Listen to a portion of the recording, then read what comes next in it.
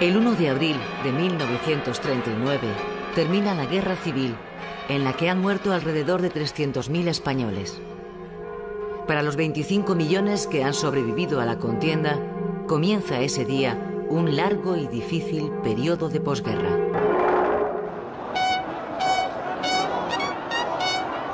Para celebrar su victoria en una guerra que ha enfrentado a los españoles durante 3 interminables años, el general Francisco Franco, llamado también el Caudillo, preside en Madrid, el 19 de mayo de 1939, un gran desfile militar que dura 5 horas.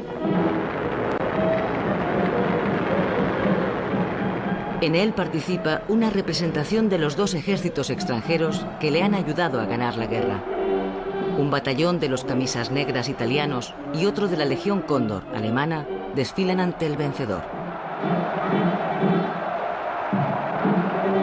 En ese momento, Franco es el gobernante que concentra el mayor grado de poder de toda nuestra historia. En sus manos está la jefatura del Estado, la presidencia del gobierno, el mando de las Fuerzas Armadas y la jefatura nacional del único partido permitido, la Falange Española tradicionalista. Su poder omnímodo queda bien expresado en una consigna de la época: Franco manda, España obedece.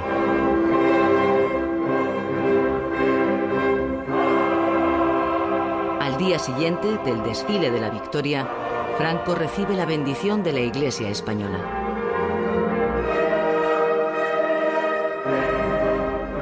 Madrid, en la iglesia de Santa Bárbara, tiene lugar un acto religioso, hondamente emotivo, en que el caudillo hace ofrenda a Dios de su espada victoriosa ante el cardenal primado.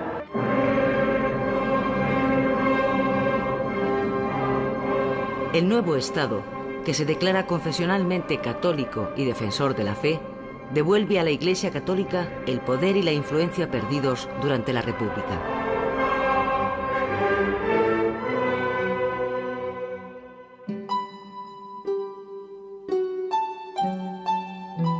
La otra España, la que ha perdido la guerra, participa en otro tipo de desfiles, los de la derrota. Cerca de 500.000 de españoles huye del país en dirección a Francia. En la misma frontera, las mujeres y los niños son separados para ser enviados a refugios del interior. La mayoría de los hombres son recluidos en campos de refugiados, casi campos de concentración, en playas francesas del Mediterráneo. Los más afortunados marcharán a América.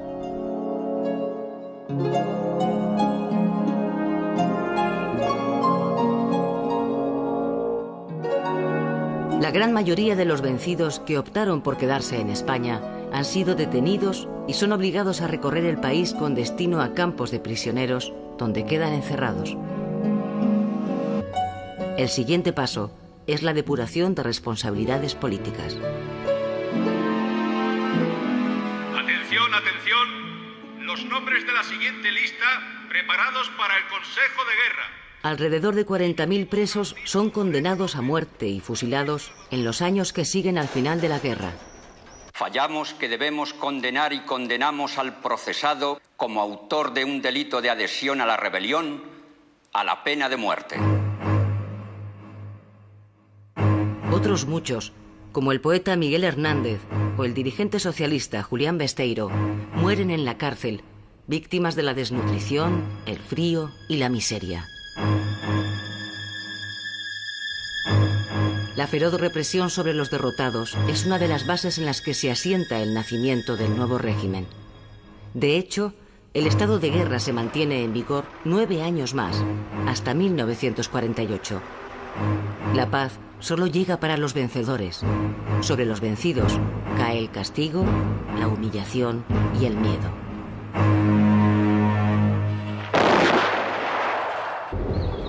Franco implanta en España un estado de tipo totalitario. Un estado totalitario armonizará en España el funcionamiento de todas las capacidades y energías del país, en el que dentro de la unidad nacional el trabajo, estimado como el más ineludible de los deberes, será el único exponente de la voluntad popular. La dictadura militar suprime todas las libertades democráticas. Los partidos y los sindicatos quedan prohibidos. Los estatutos de autonomía del País Vasco y de Cataluña son derogados y sus lenguas perseguidas. Los medios de comunicación son sometidos a la férrea censura del Estado. Los funcionarios públicos son depurados. El saludo fascista con el brazo en alto es declarado saludo nacional. Los españoles se convierten en súbditos. La dictadura de Franco se va a apoyar en tres pilares esenciales: el ejército, el partido único, dominado por los falangistas, y la Iglesia.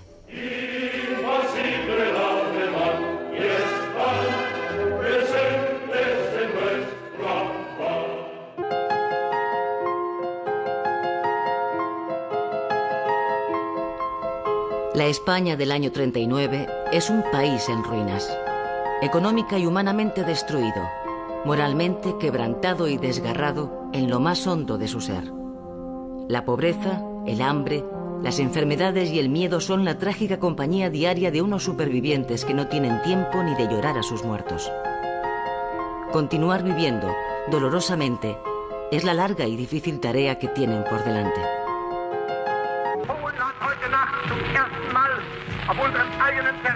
Con la invasión de Polonia por la Alemania de Hitler, comienza a los 5 meses del final de nuestra guerra, la Segunda Guerra Mundial.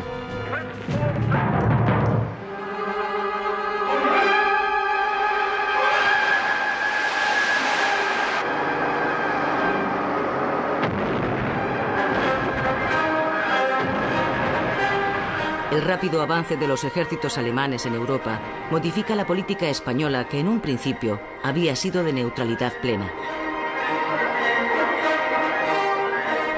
Pero el convencimiento de Franco de que la Alemania nazi ganaría la guerra y su interés en establecer un nuevo imperio español en el norte de África le hacen variar su política exterior para alinearse con Alemania. Octubre de 1940. Hitler y Franco se citan en Hendaya para celebrar una decisiva entrevista. Se va a abordar la entrada de España en la guerra.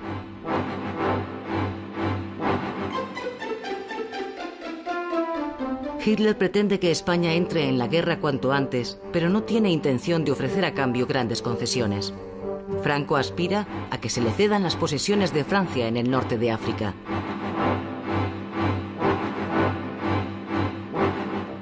Pero no habrá acuerdo. La entrevista, que durará 7 horas, se saldará con un fracaso. En un intento por convencerle, Hitler encarga a Mussolini que hable con Franco, pero también fracasa.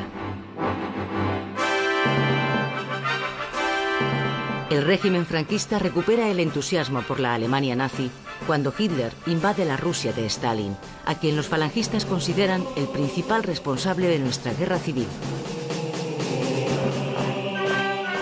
Franco autoriza la formación de una fuerza militar de voluntarios, la División Azul, para enviarla al frente ruso en ayuda de Alemania.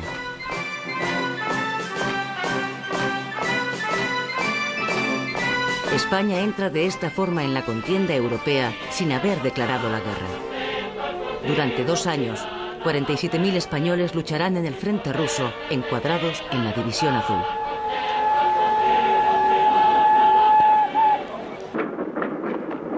Aquí. La dramática escasez de alimentos en la España de posguerra hace florecer un colosal tráfico ilegal de víveres. Es el llamado extraperlo, que abastece el mercado negro.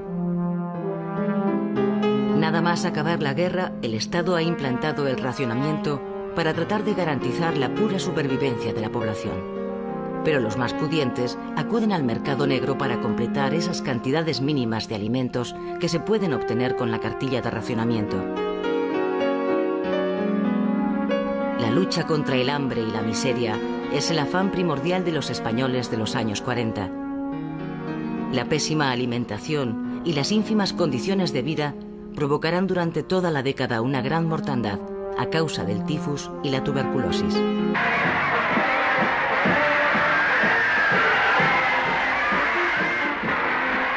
Con la liberación de París en el verano del 44, se acerca el fin de la Guerra Mundial.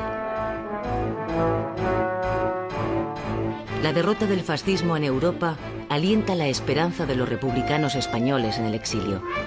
Muchos de ellos han participado en Francia activamente en la resistencia contra el nazismo.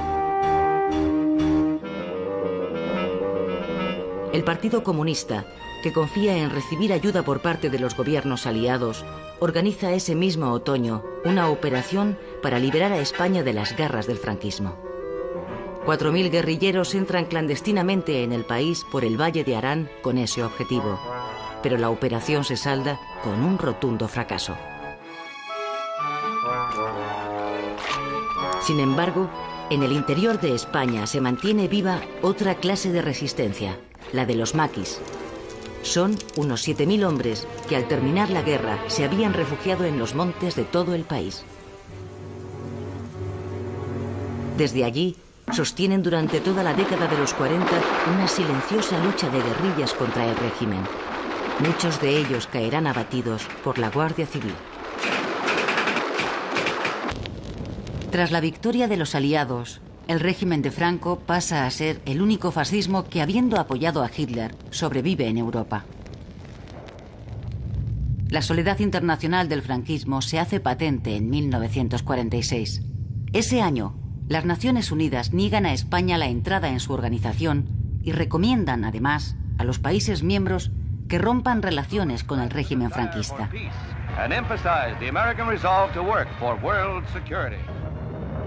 Inmediatamente, los embajadores abandonan uno tras otro Madrid. Francia cierra su frontera con España. El régimen de Franco queda totalmente aislado del exterior. La nueva situación internacional obliga a Franco a modificar su política. Los falangistas pierden protagonismo en el gobierno y los católicos lo ganan.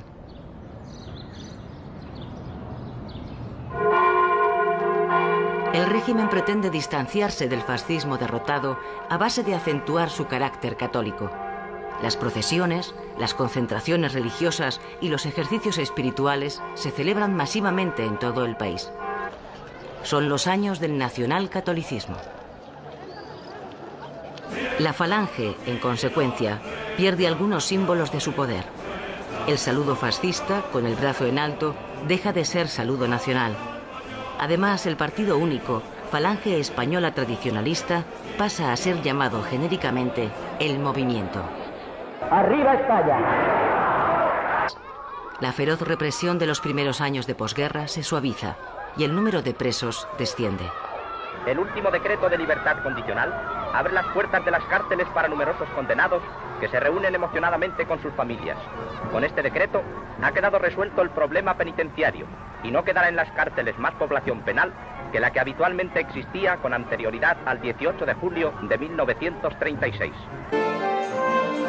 En su estrategia para ganar una cierta legitimidad, el gobierno organiza en 1947 un referéndum. Se trata de aprobar una ley de gran importancia para el futuro del régimen, la Ley de Sucesión. España se constituye en reino, aunque sin rey. Franco es definido como jefe vitalicio del Estado y se le reconoce el derecho a elegir a su sucesor. La ley es aprobada por el 93% de los votantes. Es el primer pucherazo de la historia del régimen.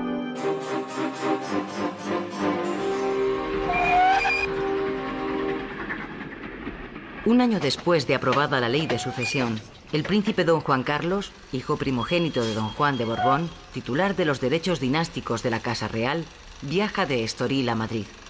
El príncipe tiene 10 años. A pesar de las malas relaciones entre Franco y don Juan, ambos han acordado que Juan Carlos venga a estudiar a España. El sueño económico del franquismo había sido desde el final de la guerra conseguir el autoabastecimiento.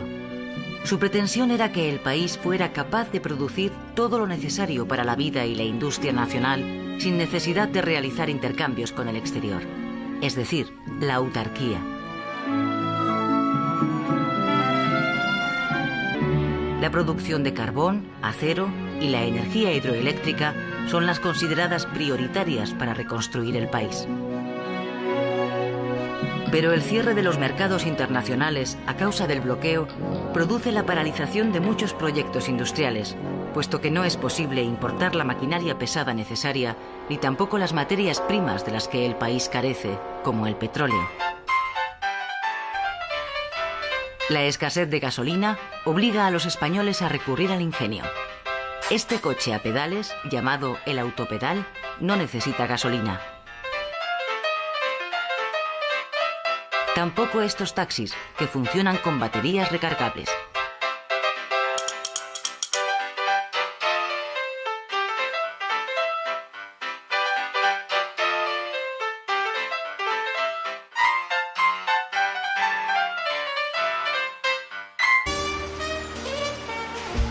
Franco, que empieza a ganar la batalla de su supervivencia en el poder gracias a la Guerra Fría y la consiguiente suavización del aislamiento internacional de España, se decide, tras 12 años en el poder, a poner su cara en las monedas españolas.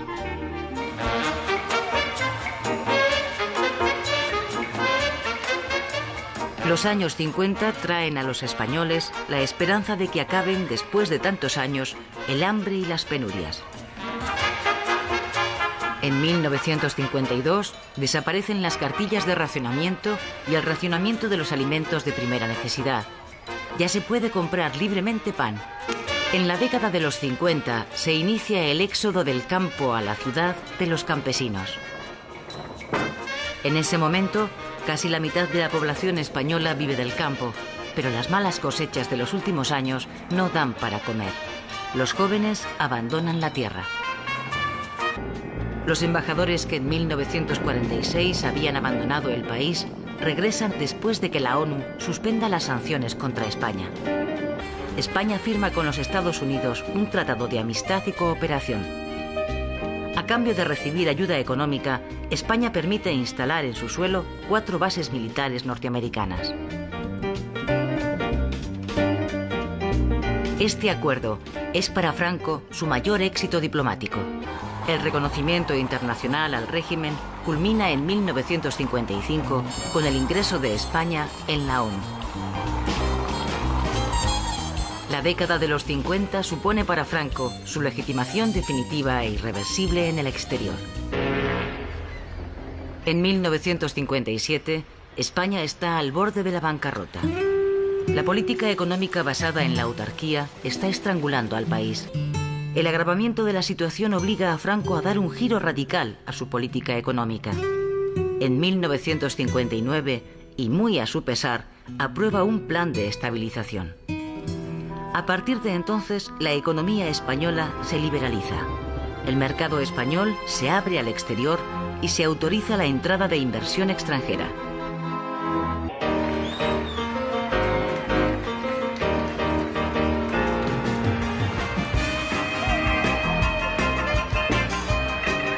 Los años 60 van dejando definitivamente atrás los años negros de una posguerra brutal, amarga e interminable. Los primeros síntomas de recuperación económica aparecen con la publicidad. Son los apuntes iniciales de lo que va a ser la sociedad de consumo a la que poco a poco se van a incorporar los españoles durante la década.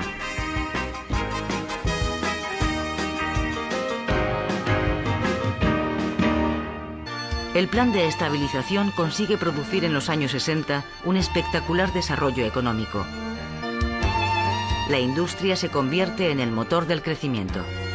El país se industrializa de modo acelerado. España deja de ser un país eminentemente agrícola.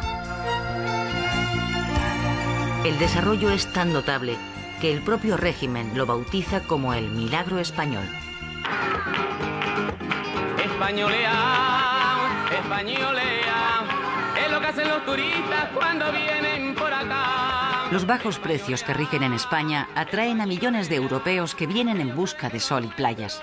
Durante la década de los 60 el número de turistas se multiplica por 4. De 6 millones pasan a 24. El sector experimenta un auge espectacular. Las divisas que deja el turismo suponen un capítulo decisivo para la modernización del país y para su desarrollo económico. Además, la presencia masiva de extranjeros, gente con otro nivel de vida y con otros valores, ponen a los españoles frente a la realidad de formas de vida diferentes y distintos modos de comportamiento, no solo político, también social. La España puritana queda deslumbrada ante la evidencia de la libertad de costumbres que rige en la Europa democrática. El régimen fundado por él está viviendo, gracias al desarrollo económico, su mejor momento. Franco va a cumplir 74 años. Atención, españoles. Habla el jefe del Estado. Nunca me movió la ambición de mando. Desde muy joven echaron sobre mis hombros responsabilidades superiores a mi edad y a mi empleo. Hubiera deseado disfrutar de la vida como tantos españoles, pero el servicio de la patria embargó mis horas y ocupó mi vida. Y así llevo 30 años gobernando la nave del Estado, librando a la nación de los temporales del mundo actual, pero pese a todo, aquí permanezco, al pie del cañón. 3 años más tarde, en julio de 1969, Franco se decide por fin a designar sucesor. Queda aprobada la ley y designado sucesor en la jefatura del Estado, a título del rey, para en su día el príncipe don Juan Carlos de Borbón y Borbón. Franco considera que la monarquía del movimiento ha quedado así instaurada para el futuro. En 1969, la organización independentista ETA asesina a su segunda víctima. ETA, Euskadi y Libertad, había nacido en 1959 de la mano de un grupo de jóvenes expulsados de las juventudes del PNV.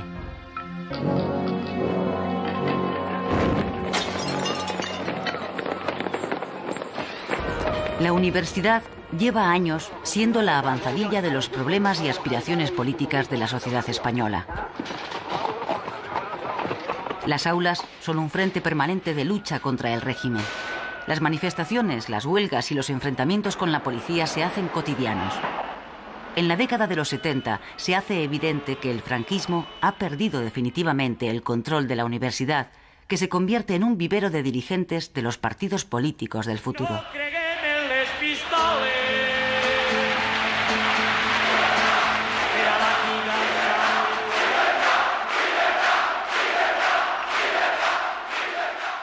A partir de 1970, la conflictividad laboral se dispara. Y aunque el derecho de huelga no está reconocido por el régimen, durante ese año se producen 1.600 huelgas. El régimen franquista endurece extraordinariamente su respuesta ante la lucha obrera y reprime con violencia los movimientos huelguísticos. Numerosos obreros mueren en esos años en enfrentamientos con la policía. El paulatino e irreversible alejamiento de la Iglesia respecto al régimen se acelera en los años 70. La Iglesia no está dispuesta a hundirse junto a la dictadura y comienza a prepararse para el futuro. En 1971 pide perdón por no haber sabido ser instrumento de reconciliación tras la guerra civil y se desvincula por completo del poder político. En 1973, Franco, asediado por la enfermedad de Parkinson y por la edad, tiene 80 años, renuncia a la presidencia de gobierno. Con el propósito de asegurarse la supervivencia del franquismo sin Franco, el dictador nombra jefe de gobierno a su fiel colaborador, el almirante Carrero Blanco. El nuevo presidente llega al poder en un momento en el que el régimen empieza a hacer agua por todas partes. En el ámbito económico, el gobierno de Carrero coincide con la gran crisis internacional. Para España, los primeros efectos comienzan a verse en las estaciones. Los emigrantes vuelven de Europa. La crisis los ha expulsado. El desarrollo del país sufre un súbito frenazo.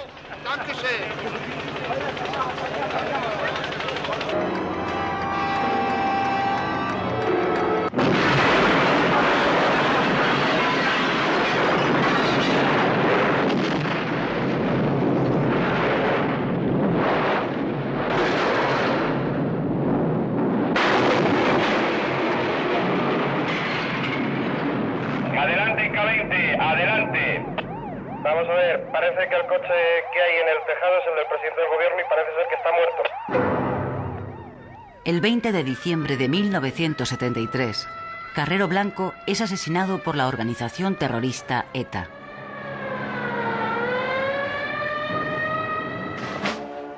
Con la muerte de Carrero, desaparece el único hombre que simbolizaba una cierta garantía de futuro para el régimen. Carlos Arias Navarro, responsable del Ministerio de Gobernación, es elegido nuevo presidente. Arias va a ser el encargado de tutelar la etapa final del franquismo. La oposición, que ha ido ganando presencia en la calle e influencia en la sociedad, empieza en 1974 a dar pasos hacia su unidad. El Partido Comunista anuncia en Ginebra su intención de alcanzar una gran alianza entre las fuerzas políticas y sociales para lograr la ruptura democrática. Ese mismo año, 1974, el PSOE aborda en el Congreso de Suresnes la plena renovación del partido. El nuevo secretario general del PSOE se llama Felipe González. Como en otras ocasiones, el franquismo convoca en la Plaza de Oriente una manifestación para intentar demostrar al mundo que Franco sigue contando con el apoyo del pueblo. Esta será la última vez que los españoles le vean vivo.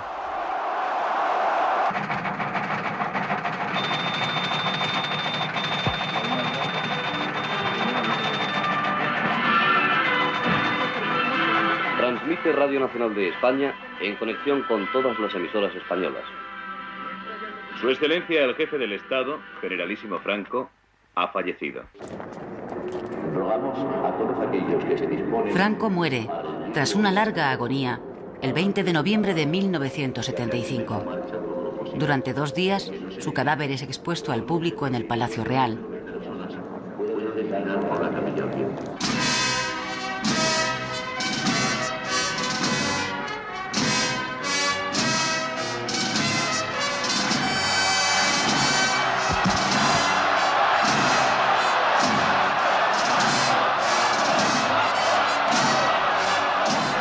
Antes de ser conducido hasta el Valle de los Caídos, el cardenal primado oficia su funeral en la Plaza de Oriente.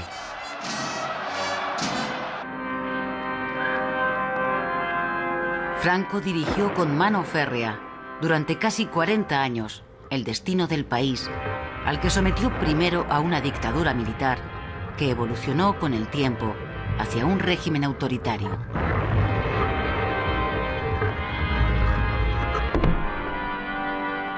Tras su muerte, los españoles sueñan esperanzados con un futuro en libertad.